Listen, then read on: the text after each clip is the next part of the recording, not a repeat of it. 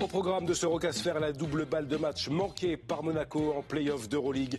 Les Roca Boys battus à 2 reprises sur le parquet de Barcelone. Les Catalans reviennent à 2-2 dans la série. Ultime balle de match demain soir à la salle Gaston Médecin. On fera également le tour complet des autres matchs de ces play-offs d'Euroleague. 2 équipes ont décroché leur qualification pour le Final Four à Abu Dhabi, l'Olympiakos et Fenerbahçe. Et puis le duel incroyable de cette série, c'est entre le Panathinaikos et l'Anadolu Efes Istanbul, confrontation qui ira elle aussi au match 5 en Grèce. Ravi de vous retrouver sur le plateau de Rocasphère avec un moins gros sourire que la semaine dernière, pas de sourire même je pense pour cette semaine malheureusement. Votre rendez-vous basket donc Rocasphère tous les lundis 19h50 sur TV Monaco et avec moi pour m'accompagner aujourd'hui mon classique de majeur Johan Cherami, Ben Monclar. Comment ça va les amis? Salut Mathieu, salut Ben. Salut Yo, salut Mathieu, tout va très bien. Voilà, un peu de grimace quand même, voilà. Un petit peu de grimace. Exact, c'est ça. Ça n'a pas été la semaine la plus positive. Oui, c'est vrai. On va en parler dans quelques instants. On vous rappelle tout de même ce match 5 donc à venir entre Monaco et Barcelone. Ce sera demain. Le coup d'envoi à 19h. On prendra l'antenne à 18h25 pour l'avant-match. Et puis évidemment l'après-match, après cette rencontre, ce match 5 à suivre dès le coup de sifflet final en compagnie de Colin Bourgeat et de Laurent Ciara. Messieurs, on peut lancer cette émission. C'est parti pour les Vals.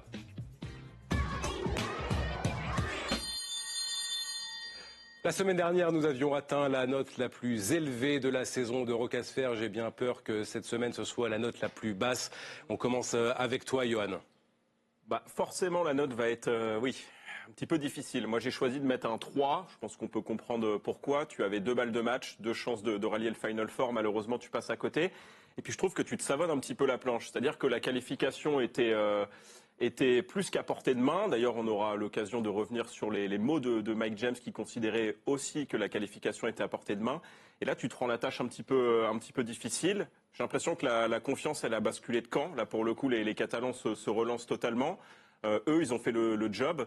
Donc voilà, malheureusement, c'est plus que les mauvais résultats, c'est le fait de se rajouter un match 5 qui peut compter aussi dans ce Final Four si tu te qualifies, parce que forcément, tu vas avoir une débauche d'énergie et donc un petit peu moins de fraîcheur. Et puis voilà, le fait de cette confiance qui bascule totalement de camp. Maintenant, la pression va être sur l'épaule des Roca Boys. Et ça, il faut composer avec sur un match 5. On sait que l'an passé, ça leur avait causé un petit peu de tort. À eux de se servir de cette expérience pour vraiment rallier et puis oublier ces 2 matchs un petit peu difficiles et rallier le Final Four. Ben, ta note pour cette semaine? La même chose, 3 aussi. Voilà, on est déçus, forcément. Ça a été compliqué. 2 matchs totalement différents, avec un match plutôt abouti offensivement, un match défensivement, le 4e match plutôt correct. Mais on sent que cette équipe... Voilà, on ne sait pas où la mettre, on ne sait jamais à quoi s'attendre avec cette équipe-là. Est-ce qu'ils vont être bons offensivement? Est-ce qu'ils vont être bons défensivement? Est-ce qu'ils vont être sur la même longueur d'onde ou pas? Et là, on est un petit peu déçus parce qu'ils avaient 2 balles de match. Ils perdent ces 2 jokers qu'ils avaient. Donc maintenant, retour à Gaston Médecin, un match 5. C'est tendu. On sait que cette équipe de Barcelone est venue déjà gagner à Monaco pendant la saison. Donc non, c'est compliqué. Une semaine... On espère qu'on l'oubliera demain soir, on espère qu'on oubliera cette semaine grâce à une victoire demain et qu'on n'en parlera plus. Mais j'ai peur, voilà. La rédaction des sports de TV Monaco a été légèrement plus généreux, pas beaucoup plus, avec un 3,8 de moyenne, ce qui donne une note de 3,3 cette semaine pour notre Roca Team. On va revenir donc, messieurs, sur ces 2 matchs qui ont eu lieu mercredi et vendredi, avec d'abord mercredi, messieurs, un match qui a été plutôt abouti offensivement et collectivement. Oui, ils ont plutôt déroulé leur basket offensivement. Voilà, on avait énormément souffert dans la raquette. Hernan Gomez qui est en double-double, qui prend, je crois, 10 ou 11 rebonds, dont 7 offensifs. On aura l'occasion d'en reparler. Mais offensivement, c'était bien. Et on parlait de réussir à faire des stops, de bien défendre sur le match 4. Et puis si jamais on arrivait à faire la même prestation offensive sur ce match 4, il n'y aurait pas de raison que ça passe pas. Bon, on parlera du match 4 après. Mais oui, en effet, le problème n'avait pas été offensif sur ce match 3. c'est plutôt cette mauvaise série et ce 17-0 concédé dans le deuxième quart-temps qui leur coûte. C'est une histoire de série ces deux matchs finalement. Ouais, complètement, puisque effectivement il y a eu un 13-0 d'entrée dans le premier quart-temps du quatrième match, mais pour s'intéresser vraiment à ce troisième match, ce qu'on peut évidemment regretter, c'est ce fameux 17-0 qui te coûte un petit peu le match, puisque derrière, tu essayes de recoller au score, de te rapprocher à 5, 6, 7 points, mais les Catalans en remettent toujours une couche. Et ce 17-0 te coûte finalement la suite du match, malheureusement. Sinon, c'est vrai qu'on n'a pas grand-chose à reprocher à cette équipe qui a joué son match. 3 très bons cartons. Voilà, un carton à oublier, le second, mais sinon les 3 autres cartons avaient été plutôt maîtrisés par Monaco. Avec du sérieux, avec de l'énergie, avec ce petit problème au rebond, mais ce deuxième carton catastrophique. 17-0 et 21-2, je crois. Non, puis c'est très énigmatique. On ne comprend pas trop pourquoi ils ont eu autant de maladresse à ce moment-là du match. Pourquoi est-ce qu'ils ont laissé les Catalans imposer leur rythme et développer leur jeu, alors qu'on sait qu'eux ne demandent que ça, avec des gâchettes comme Jabari Parker, comme Dario Brizuela. Et donc finalement, on les a remis en confiance d'entrée sur ce match 3. Et eux, forcément... Sur ce match-là, il y avait tout le monde qui avait été bon. Même Abrines avait apporté, Anderson, Hernan Gomez qu'on n'avait pas beaucoup vu jusque-là. Tout le monde avait apporté sur ce match 3, ils avaient trouvé de la confiance. C'est un vrai bon match du Barça. Oui. Contrairement à ce match 4, et là on va y venir, messieurs, où là clairement la qualification elle passe entre les mains de Monaco, puisque ce Barça n'a pas été impressionnant. Ce Barça a laissé beaucoup de choses à Monaco et Monaco n'en a pas profité. Beaucoup de balles perdues, du basket haché, mais Monaco qui perd encore plus de balles que Barcelone, et ils ont surtout été beaucoup moins adroits. Voilà. Je crois que Barcelone, ils sont à 97% lancés francs sur le match 4 et plus de 35 à 3 points. Et c'est uniquement grâce à ça qu'ils s'en sortent. Parce que Monaco a des pourcentages à 3 points, je crois qu'ils sont en dessous de 25%. Et c'est là que ça leur coûte la qualification. Mais il y a eu une adresse terrible sur ce match-là. Je crois qu'elle est aux alentours de 22% à 3 points, donc c'est terrible. Il y a beaucoup de pertes de balles. Et puis surtout, on a senti de la fébrilité au moment les plus importants. Quand tu commences ce match-là et que tu encaisses un 13-0, c'est pareil, tu te rends la suite du match un petit peu plus compliquée. Et on a vu dans le dernier quart-temps un Jordan Lloyd et un Elie Okobo avoir beaucoup de maladresse. Et à contrario, Jabari Parker et Dario Brizuela rentraient à peu près tous les paniers, provoquaient des fautes. Donc on a vu deux joueurs côté catalan quelque part réussir à porter leur équipe au moment où il le fallait. Et puis un petit peu de faillite collective et aussi de faillite individuelle, symbolisée par Jordan Lloyd, ses pertes de balles, ses shoots ratés, et Elie Okobo qui est totalement passé à côté de son match 4, lui qui avait plutôt donné satisfaction lors des 3 précédents. Oui, on va voir dans quelques instants en chiffres tout ce que vous avez résumé dans ce que vous venez de dire, messieurs, avec d'abord ce premier quart-temps, avec cette série de 13-0 pour le Barça qui a fait très mal à Monaco.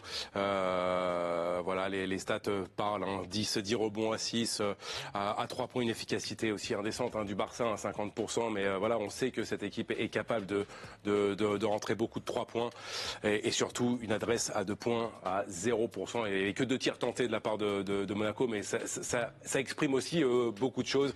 Et puis ce manque d'application, on le disait, je te donne la parole après Ben, 22% à 3 points donc sur la rencontre, 19 ballons perdus, ça c'est énorme, c'est beaucoup trop, et 6 notamment dans le 4e quart-temps. Oui, mais malgré ça, malgré ce premier quart-temps, Monaco était repassé devant. Et je crois même à un moment donné... Ils sont à 5 points d'écart dans les 2 dernières minutes. Ouais, mais ils sont même repassés devant. Je crois qu'il y a un shoot de Mathieu Strasel, je crois, qui est même pour aller jusqu'à plus 10. Et on se dit, ça va passer, ils vont être sérieux, etc. Et puis, il y a ce rush, comme tu l'as dit, de Dario Brizuela, qui a un talent fou, qui est un joueur, d'ailleurs, magnifique à avoir joué.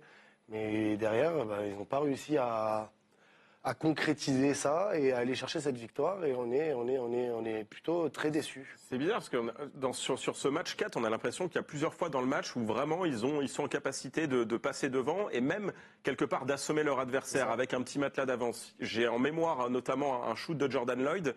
Il y a ce fameux shoot de Mathieu Strasel qui est aussi refusé pour une seconde près au buzzer.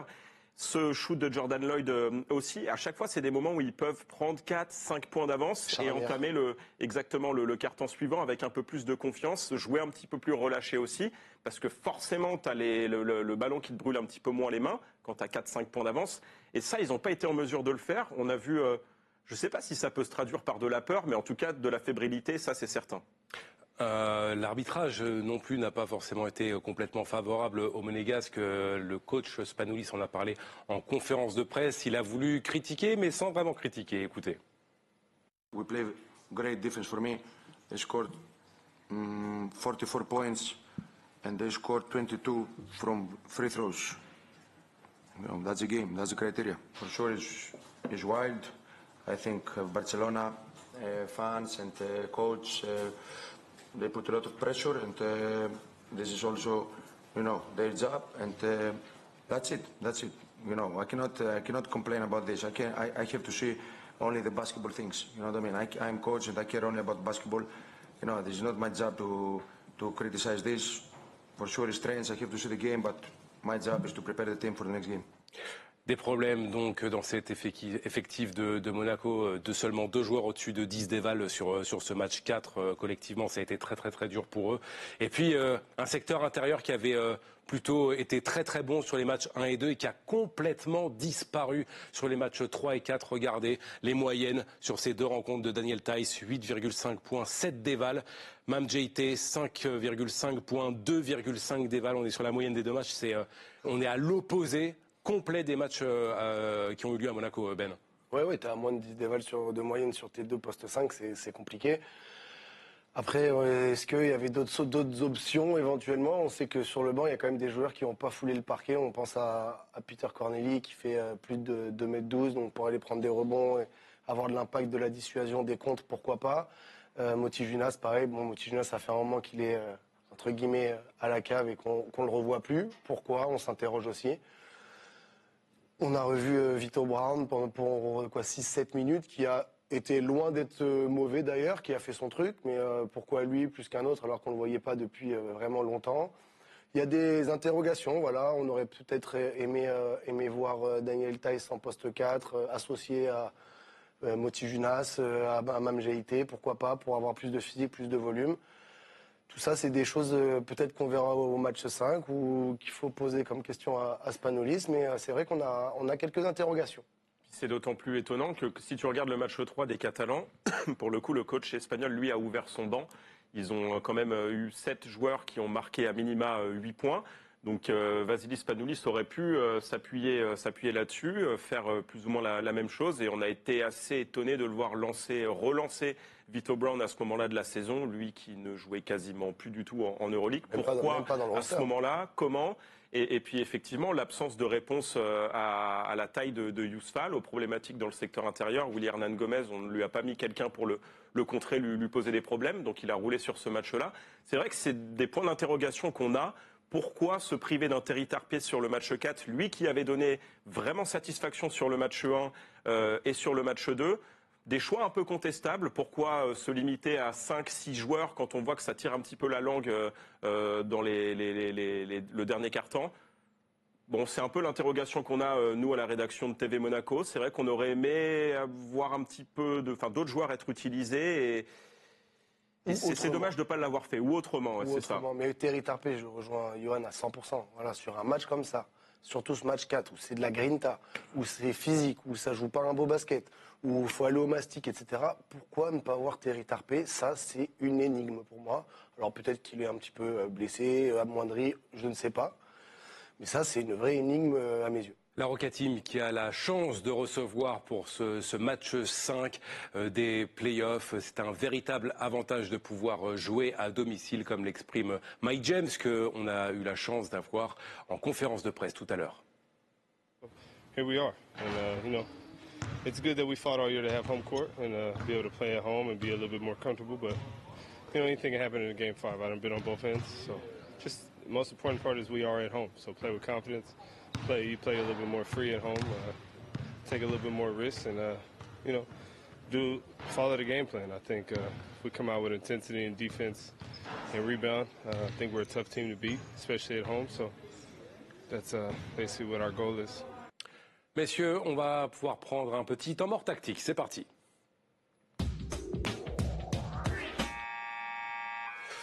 Johan, de quoi va-t-on parler aujourd'hui dans cette palette? Une fois n'est pas coutume, on ne va pas s'intéresser à Monaco, mais à son adversaire, en l'occurrence Barcelone. Les Catalans ont réussi à prendre beaucoup de rebonds offensifs sur ce match 3 et ce match 4, symbolisé par l'énorme match de Willy Hernán Gómez qui avait pris 7 rebonds et qui avait dominé la raquette. Et vous allez voir que ça a été le cas aussi pour Anderson, pour Youssef Fall, qui ont posé énormément de problèmes au secteur intérieur de la Roca Team. Alors on a choisi 2 actions assez symboliques que l'on va regarder d'abord à vitesse réelle et puis on les décortique avec toi ensuite. Ben, sur cette première action, il y a Anderson qui fait parler tout son impact, sa puissance. Alors il perd le ballon derrière, mais on s'intéressera à son mouvement et au fait de s'imposer dans la densité physique sous la raquette. La deuxième action, pour le coup, il vient encore une fois imposer toute sa puissance. Alors Ben, on a envie de comprendre avec toi, qu'est-ce qui s'est passé? Pourquoi est-ce que les Catalans ont été aussi dominateurs? Pourquoi est-ce qu'ils ont réussi à prendre autant de rebonds offensifs? C'est cette intensité dont tu parlais exactement, l'impact, donner son corps, mettre son corps en opposition, faire des écrans de retard, des box-outs, ce qu'on appelle ça. On va voir cette action. Je vous invite à regarder l'attitude ici de Jordan Lloyd et de Alpha Diallo aussi. Donc là, la balle, elle va aller à l'intérieur sur Hernán Gómez. Même Jaïté va se retrouver en 1 contre 1. Donc, Hernán Gómez va jouer son 1 contre 1. Et vous allez voir l'attitude de Jordan Lloyd qui va venir aider. Il tourne sa tête. Au moment où il tourne sa tête, intelligemment, on va pouvoir faire stop. Anderson, il voit que son défenseur a tourné la tête. Il va venir proposer une coupe dans le dos. Et là, Jordan Lloyd, lui, il voit pas ce qui se passe. Là, c'est peut-être un joueur comme Alpha Diallo qui aurait dû venir contester cette coupe, venir faire ce qu'on appelle un bump. Donc, venir ici, là, contester ça. Parce que Jordan Lloyd, lui, il essaye d'aller aider. Alors, est-ce que c'est une bonne aide ou pas? Ça, je sais pas. Mais regardez, Anderson, il va aller au cœur de cette raquette sans être contesté ou à peine par Alpha Diallo. Et il va pouvoir aller prendre ce rebond. Alors là, Monaco est plutôt chanceux parce qu'il va prendre cette balle. Derrière, il va être déséquilibré, il va aller mettre la balle en touche. Mais on voit qu'il est venu s'imposer quand même au milieu de 3 monégasques pour récupérer cette balle. Donc c'est un joueur très physique, très athlétique, avec beaucoup d'énergie. Mais malgré ça, il aurait pu être challengé. Et on va voir sur la deuxième action, là c'est encore pire parce qu'il va passer devant Mike James beaucoup trop facilement pour aller mettre un dunk, vous allez voir. Donc là, la balle, au moment du shoot de Kevin Punter, Mike James, il est ici, il le voit. Hein. Il voit que Anderson a envie de faire cette coupe. Regardez, il a la tête tournée. Mais il va essayer, il va mettre un petit coup, il va être à 2 doigts même de trébucher. Et il va laisser Anderson passer devant lui beaucoup trop facilement. Alors que vous regardez l'attitude de Eli Okobo qui est au combat. Là, Anderson, tranquillement, même on va pouvoir faire pause. Je ne sais pas si c'est possible ou pas. Regardez, Daniel Theis, il est derrière Hernán Gómez et Anderson. Là, si c'est pas Anderson, c'est même Hernán Gómez qui prend le rebond. Dominer physiquement les Monégasques dans cette raquette. Et ça, c'est des choses qui donnent beaucoup de confiance, beaucoup d'énergie. Et les Monégasques, là-dessus, ils ont été un peu fébriles. C'est pas de la tactique, le problème. On est bien d'accord. On est sur là, c'est problème d'attitude et probablement trop de passivité. En tout cas, on a vu sur ces 2 actions-là que oui, ils sont pas dans le combat, ils contestent pas les ballons. Et sur un match aussi important que celui-là, forcément, ça fait la différence. Oui, et ça explique vraiment la différence entre les 2 secteurs. Et il y en a un qui a dominé un peu plus que l'autre, à l'envie, à l'attitude et à l'impact physique. La grinta. Messieurs, je vous propose de prendre une petite pause. On va regarder le top 5 des meilleures actions de ces playoffs de la semaine.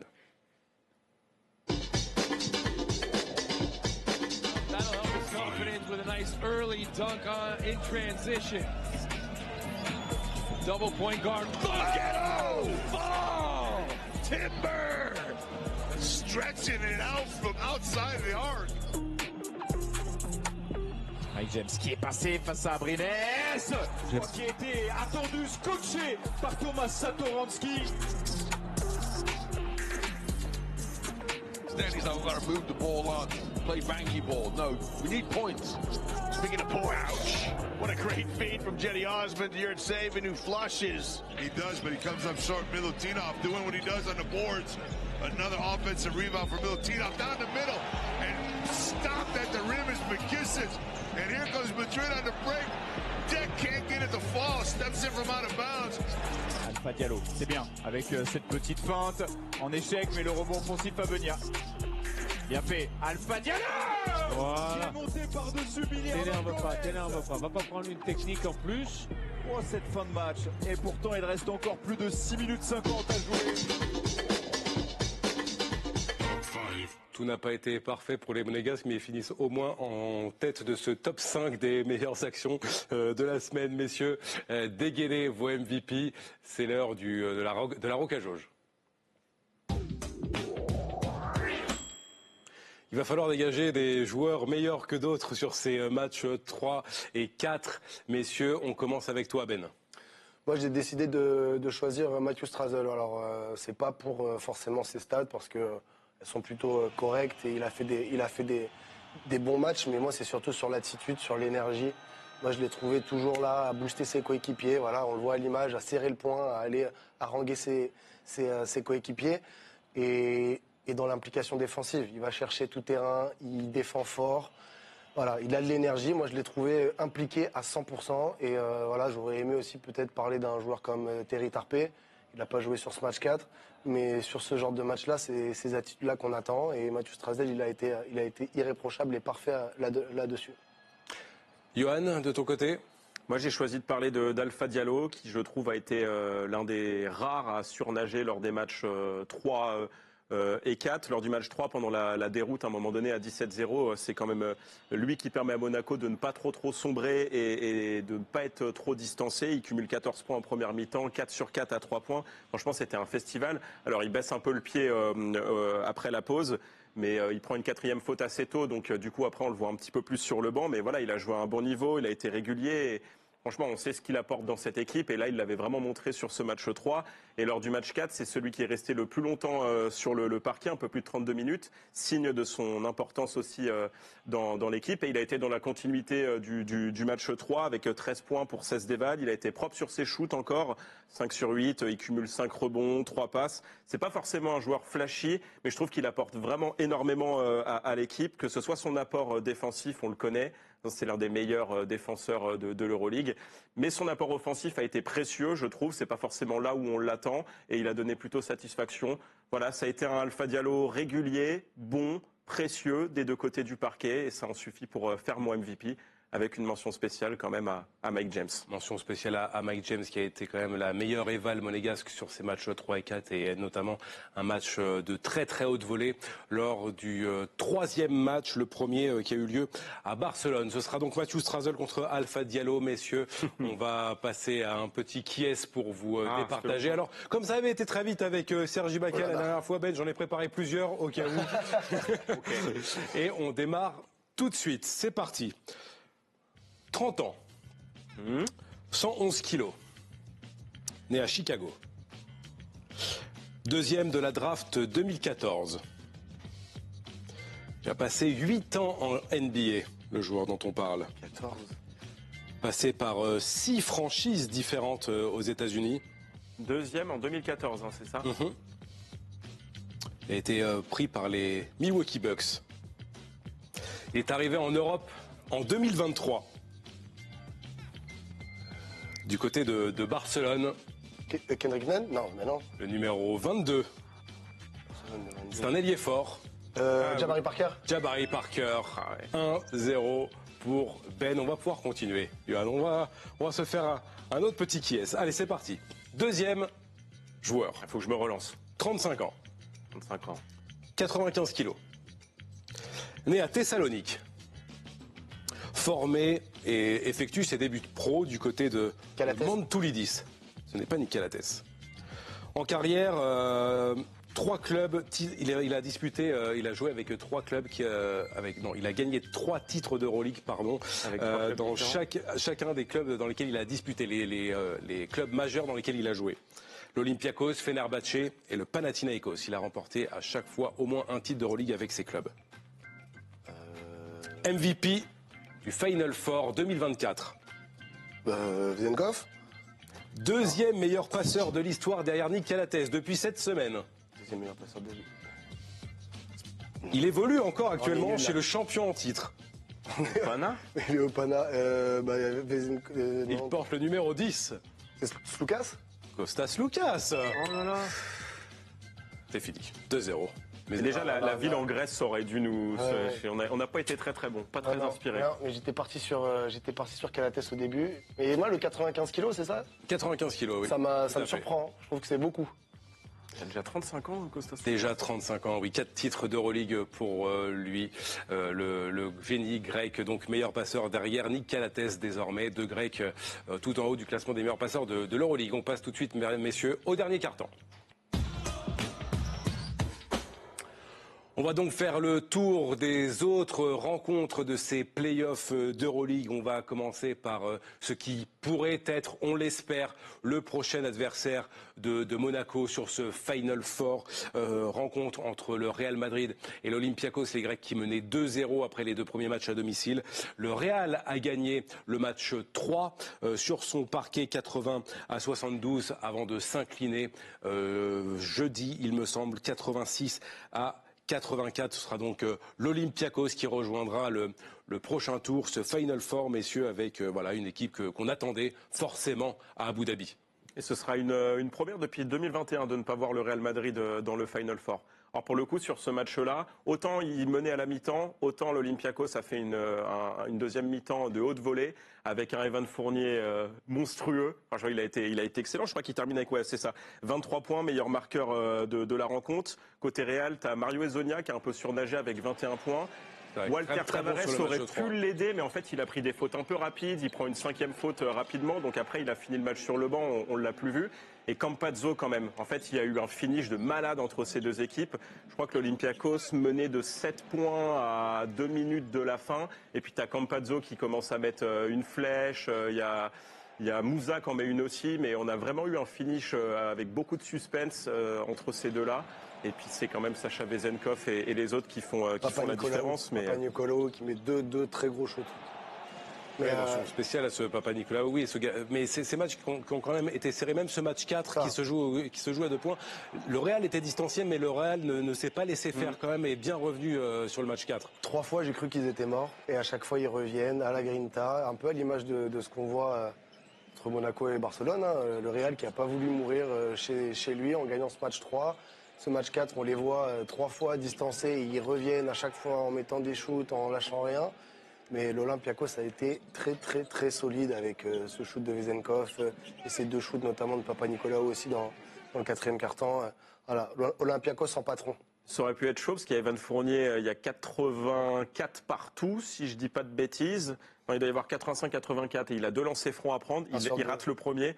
Heureusement, il met le deuxième parce que derrière, c'est possession pour le Real. Et puis le dernier shoot est raté. C'est un shoot à 3 points malheureusement qui est raté. Mais non, il y a eu beaucoup de suspense. C'était chaud jusqu'au bout. Et honnêtement, le Real a vendu chèrement sa peau. Après, le collectif de l'Olympiakos a fait la différence. Mais c'était chaud. Moi, je ne m'attendais pas forcément à une fin de match aussi serrée. Et l'Olympiakos devrait être, on l'espère, en tout cas l'adversaire de Monaco. Ouais, Evan Fournier qui était absent du match 3, Ben, ça fait plaisir de le voir à un tel niveau là. Il confirme sa belle saison sur ces playoffs. Oui, c'est un joueur on le découvre pas évidemment. Supérieur en Euroleague. Voilà, on le découvre dans cette compétition. Et puis il met des shoots comme ça, voilà. Quand il est à ce niveau-là, c'est magnifique. Et puis il va aller découvrir le Final Four. C'est génial pour lui. Et puis on espère s'il tombe contre Monaco, qu'il n'ira pas en finale. Mais il y a quand même 2 Français qu'on apprécie beaucoup dans cette équipe-là et ils font plaisir à voir. On vous propose une petite réaction d'Evan Fournier. Écoutez-le. Evan, first season, first Final Four. How does that feel? Just great, man. Just great atmosphere, great fight. It's not time to celebrate now. It's still long season. Thank you. Un autre joueur qui a été déterminant sur toute cette série des playoffs entre l'Olympiakos et le Real Madrid, c'est évidemment Sacha Vezenkov. On en avait déjà parlé la semaine dernière, lui qui avait fait un match 1 et un match 2 très très très abouti. Voilà, c'est lui un petit peu l'architecte de la qualification avec ce 26 d'éval et 14 d'éval sur les matchs 3 et 4. Il avait eu 31 et 18, il me semble, sur les 2 premiers. Avec quand il marque moins de points, il fait plus de passes. Il est absolument partout. Ben, c'est un joueur ultra complet, ce Sacha Vezenkov qui est revenu de NBA l'été dernier et qui est toujours l'un des tout meilleurs joueurs en Europe. Oui, il est quasiment co-MVP de l'Euroleague. Voilà, on l'a donné à Kendrick Nunn, mais il aurait très bien pu l'avoir aussi. On en a parlé beaucoup cette année. Un joueur pas spécialement spectaculaire, mais ô combien précieux et chirurgical, clinique. Voilà, un joueur top niveau Euroleague dominant. Pareil, il met un gros shoot au moment où c'est un petit peu chaud pour l'Olympiakos. Là, dans le dernier quart-temps, il vient mettre un shoot, mais extraordinaire, qui rassure un petit peu tout le monde. Moi, c'est ce qui me fascine avec ce joueur-là, c'est il est tellement froid, il n'est pas impressionnant. On parlait de joueurs flashy tout à l'heure. Lui, il l'est pas du tout, si on le compare à Kendrick Nunn, le MVP. Mais voilà, il est d'une justesse, d'une adresse assez remarquable. Et dans les moments importants, c'est ça quand même qui font les grands joueurs. Il joue sans le ballon, lui. Voilà, c'est du catch and shoot, catch and play. Il n'a pas besoin du ballon, il n'a pas besoin de faire des dizaines de dribbles avant de shooter. Il est très opportuniste, découpe, très malin. Il regarde le jeu, il prend les informations. Ça, c'est un joueur, à montrer dans toutes les écoles de basket. À noter, messieurs, que le Real Madrid est absent du Final Four seulement pour la 4e fois depuis 2010-2011. Eux qui ont disputé 7 finales sur cette période, donc c'est une énorme surprise de plus ou moins au vu de la saison qu'ils ont eue en Euroleague, mais c'est quand même une énorme surprise de ne pas voir le Real aller un petit peu plus loin. On va passer à une autre rencontre, un autre qualifié pour le Final Four, Fenerbahçe, qui a fait le travail sur le parquet de Paris. Messieurs, victoire 3-0 dans la série avec ce dernier succès 98-88 pour les Turcs. Là encore, succès logique. On s'y attendait aussi de les voir aller chercher la victoire à Paris. Peut-être pas forcément sur le match 3, mais sur le match 4 à minima. Ouais, ils ont réussi à arracher une prolongation. Déjà, c'était beau.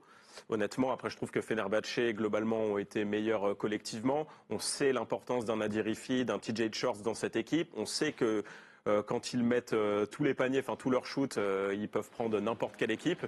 Mais en face, il y a aussi du répondant, avec notamment un Nigel Ice Davis qui peut tout mettre aussi quand il est dans un bon jour. Mais voilà, ils ont eu déjà la force d'aller arracher une prolongation. C'était déjà magnifique pour eux d'éliminer en play-in le Real Madrid. C'était magnifique pour eux d'arriver à être dans les 8 après la saison qu'ils ont fait, une saison d'apprentissage. Très, très heureux pour Thiago Splitter et pour cette équipe, parce qu'elle a amené un véritable vent de fraîcheur sur cette Euroleague toute la saison. Malheureusement, la marche était trop haute, avec un Fener qui a fait parler sa force collective, son expérience, et puis quelques joueurs qui subliment justement tout ce collectif. Exactement, ils peuvent être fiers de ce qu'ils ont fait. Ils ont peut-être laissé passer leur chance sur le match 1. On sait qu'ils auraient pu le prendre. Là encore, prolongation. Ils ont été loin d'être ridicules. Donc oui, on peut parler de sweep, mais ils n'ont vraiment pas été ridicules du tout, les Parisiens. Et ils peuvent être fiers de leur saison. Maintenant, c'est la question de la saison prochaine pour eux. C'est est-ce qu'ils vont réussir à garder leurs joueurs. Voilà, c'est des joueurs qui avaient quasiment jamais goûté à l'Euroleague, qui ont fait des saisons exceptionnelles. Est-ce qu'ils vont avoir les finances pour pouvoir garder un TJ Short, un Nadir Hiffi, Tyson Ward et consorts, voilà. Sachant qu'on entend des petits bruits là à droite à gauche, comme quoi Mikael Jantunen notamment aurait signé au Fener. Voilà, il commence à y avoir des petites fuites dans cette équipe, mais moi je te rejoins, le plus dur pour eux ce sera d'être aussi performants, de confirmer après cette année où honnêtement ils ont éclaboussé cette Euroleague de leur talent. Moi je vous propose les garçons qu'on écoute tout de suite Thiago Splitter, qui était évidemment fier de ses joueurs après ce tour de play-off. My speech was just I'm proud of them, what we have accomplished, our first season in the EuroLeague, the effort that I don't know how many games we played, 70 or something like this so far, and the mental, the physical effort that you got to do all these months to stay healthy, to compete. And I think there's maybe 1 or 2 games that we didn't have a chance to win the game. We compete in every game, in 70 games, and that's hard to do. Even the big teams sometimes don't do it. And that's why I'm super proud of them.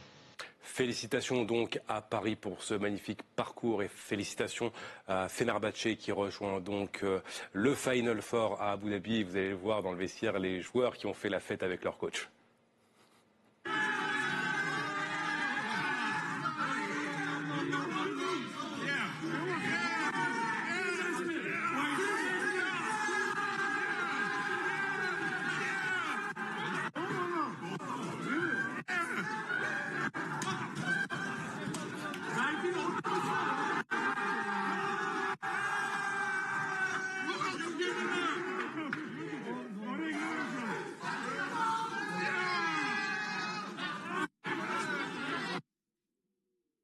Les cris de joie de Šarūnas Jasikevičius, le coach lituanien de cette équipe de Fenerbahçe qui réalise l'exploit de rejoindre le Final Four, lui pour la 5e fois consécutive. C'est seulement le 3e entraîneur à réaliser cette performance avec Željko Obradović et Itoudis. Tu voulais dire un petit mot sur Jasikevičius, je crois. Non, mais c'est bien de voir ces images parce qu'on le voit souvent devenir tout rouge sur son banc de touche, à crier sur ses joueurs, et on se demande comment les joueurs peuvent supporter d'être... voilà, qu'on leur crie dessus comme ça. Mais quand on voit comment ils réagissent avec lui, de le porter, de le mettre dans le jacuzzi, même il y en a, je crois que c'est Ace Davis qui vient, qui lui met une petite tape, etc. Donc ça veut dire qu'au quotidien, c'est un coach qui doit être très très proche de ses joueurs.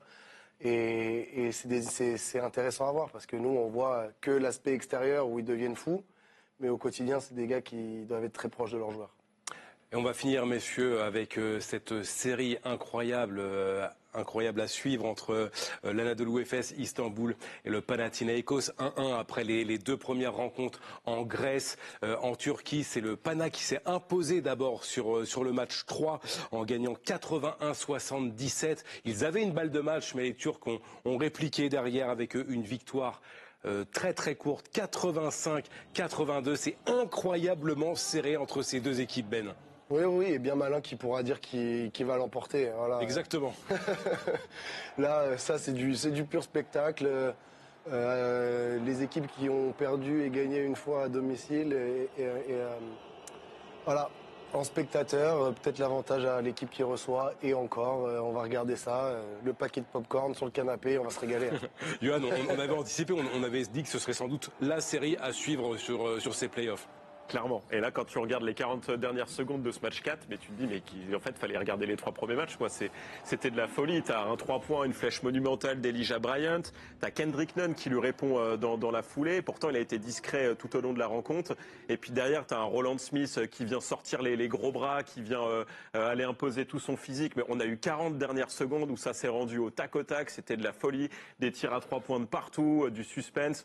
Honnêtement, c'était la série à suivre, on ne s'est pas trompé. Et quand on regarde ce match 4, c'est de la folie, quoi. C'est le basket total, ça vient de partout, c'est assez sensationnel. Moi, je donnerais quand même un petit avantage au champion en titre, le Pana, parce que voilà, à domicile, a priori, bon, ça devrait quand même pouvoir passer. Mais qu'est-ce qu'ils sont forts, sachant que Vincent Poirier, en plus, est un peu moins bien parce qu'il s'est blessé au match 2, donc il est moins rayonnant dans la raquette. Il y a un Mathias Le Sort qui est pas là, côté Pana, qui aurait pu faire du bien, mais sans ces deux-là, enfin, je dis sans ces deux-là, non, Vincent Poirier est quand même là, même s'il est un petit peu embêté par ses blessures, mais on a vraiment assisté à un 4e match encore incroyable avec un suspense total. Et regardez, pour traduire cette rivalité entre les deux. Voilà, match 1, 4 points d'écart en faveur du Pana. Match 2, 3 points en faveur de l'Efes. Match 3, 4 points pour le Pana. Et ensuite, 3 points d'écart pour l'Anadolu Efes Istanbul. Ça montre à quel point cette série est serrée et passionnante à suivre. Il y a d'autres images qu'on voudrait vous montrer, notamment du côté du coach du Panathinaikos qui faisait son retour lui aussi. Alors il l'avait fait en saison régulière, mais voilà, il s'en est pris aux supporters qui l'ont un peu pris en grippe. Lui qui a pourtant remporté avec l'Anadolu Efes Istanbul les 2 seuls titres de leur histoire. Et il a signé derrière au Panathinaikos avec qui il est champion également et champion en titre. Le coach Ataman qui est sorti un peu agacé. Légèrement agacé par ses fans qui l'ont tant aimé avant et qui l'ont un peu pris en grippe. On écoute cette interview de Serelis, son coach assistant, qui prend sa défense. First of all, before I start to talk about the game, I want to say that I'm here because Coach Ataman doesn't feel very well. He has a huge history with this club and big achievements, and I think that he feels that some of them, they don't respect him a lot. This is a first comment. Allez, il est le temps de sortir le bracket, messieurs, pour voir un petit peu où on en est dans cette série de play-offs avec donc ces deux équipes qualifiées pour Abu Dhabi, Fenerbahçe et l'Olympiakos de chaque côté du tableau de ces play-offs. Chacun qui attend son futur adversaire. Match 5 donc entre Monaco et Barcelone et entre le Panathinaikos et l'Anadolu Efes Istanbul. Les deux matchs auront lieu demain soir. On aura donc tous ceux qui iront au Final Four lors de cette soirée. On termine comme d'habitude avec un petit mot sur les espoirs de la Roca Team. 8e victoire consécutive en élite espoir pour les jeunes de Mickaël Pivot. Ils sont allés s'imposer 80-61 sur le parquet de La Rochelle. Les semaines se suivent et se ressemblent pour Loïc Noudok-Bessi, auteur d'un nouveau double-double. 11 points, 10 rebonds, mais aussi 2 passes et 4 interceptions. 27 dévals non pas 27 dévals, il a eu une 21 dévals d'ailleurs, Noudok-Bessi. À noter également les 18 points et 5 passes pour Zakaria Mechergui, 16 points pour Malone Gros. 21e victoire de la saison pour Monaco, toujours 2e au classement derrière Bourg-en-Bresse. Les espoirs que vous pouvez retrouver dans la série documentaire produite par TV Monaco, Les Pépites du Rocher. Les 3 premiers épisodes sont à retrouver sur notre plateforme tvmonaco.com. Le prochain rendez-vous basket en direct sur TV Monaco, c'est donc demain pour le match 5 des playoffs. AS Monaco, Barcelone, avant-match dès 18h25 et l'après-match pour débriefer la rencontre. Et on espère une qualification au Final Four. Coup d'envoi du match à 19h. Cette rencontre qui sera commentée par Colin Bourgeat et Laurent Sierra. Messieurs, il est temps de se dire au revoir. Merci de m'avoir accompagné pour ce nouvel épisode de Rocasphère. Et on se dit rendez-vous demain, il me semble, les amis. À demain. Rendez-vous demain. Et à demain donc pour ce magnifique match 5 avec, on l'espère, la qualification de l'AS Monaco. On se quitte avec le Magic Moment. Et pour cette semaine, ce sera une passe de Mike James avec cet énorme dunk signé Daniel Theis. Bonne semaine à toutes et à tous sur TV Monaco. Et à demain pour le match 5. 42 son game. Il tient. C'est une superbe passe pour Daniel Theis. C'est une offrande. Passe en rythme, passe au sol. Sa quatrième passe décisive à Mike James ce soir.